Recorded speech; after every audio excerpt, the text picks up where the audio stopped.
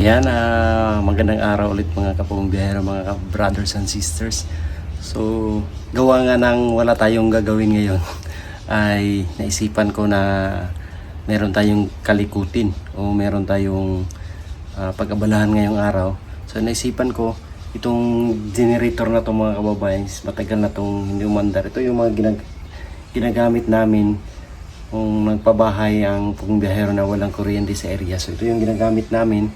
At dinadala rin namin to sa bundok gawa ng walang kuryente doon. Ito yung ginagamit namin mag-charge ng cellphone, pang ilaw doon sa kabundukan. So meron siyang kunting problema, so iwan ko lang kung anong problema nito kasi ayaw umandar.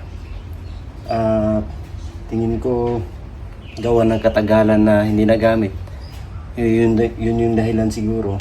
Kaya ngayong araw ay ito yung gagawin natin.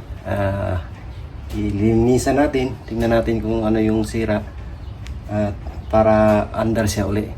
Kaya sa araw na to ay magmi-mekaniko muna tayo.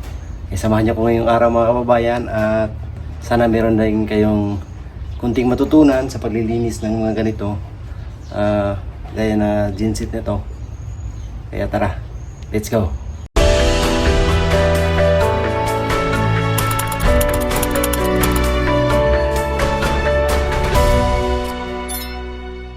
Kaya na meron akong mga hinanda dito. Meron akong bili akong gasolina. Yan, 2 litro. Tapos ito panglinis. So ito yung mga ano ko, secret weapon. Ito yung bumibiyahe kami. Ayan. Meron pa yung tools. Ayan. Adjustable. Yan yung mga tools natin. Kinakalawang na yan.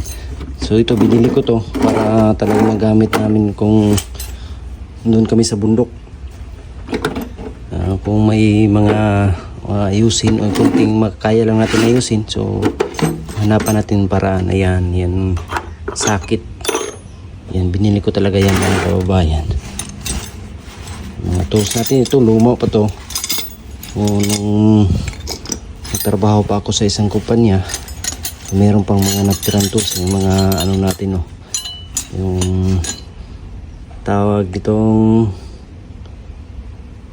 DIY na tools. Ayan, binago natin yung ano, pinutol natin yan para magamit.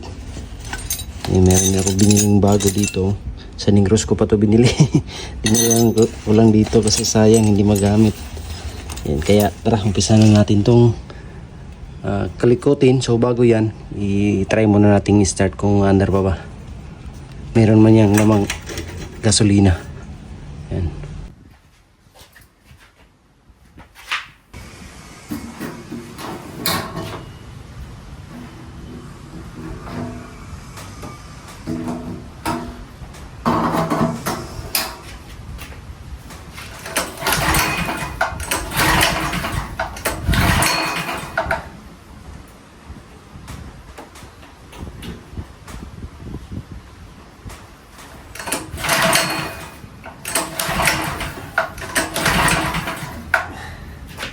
Ayaw talagang mandar.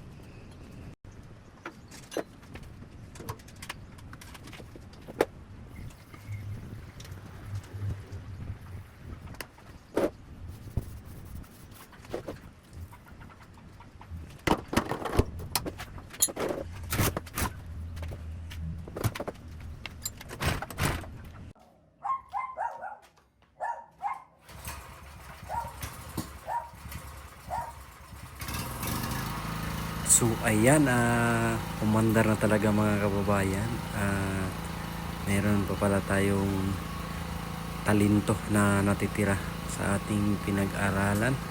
So nakita natin na umandar na.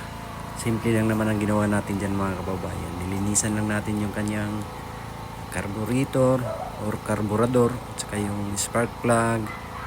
In-adjust natin ng konti kasi medyo mataas na yung kanyang clearance, kaya in-adjust natin ng konti at nilinisan na rin natin mga kababayan kasi grabe yung kanyang kalawang. At saka yung sa tangke ay nilinisan natin yung kanyang supply, barado na po kasi kalawang na, matagal na kasi itong hindi na gamit. At kanyang carburetor ay nilinisan natin ng maigi.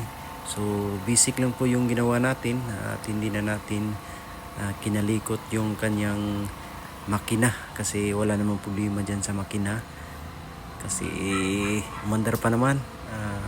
Yun lang yung basic na ginawa natin. Nilinisan yung dapat linisan, tinanggal yung dapat tinanggal.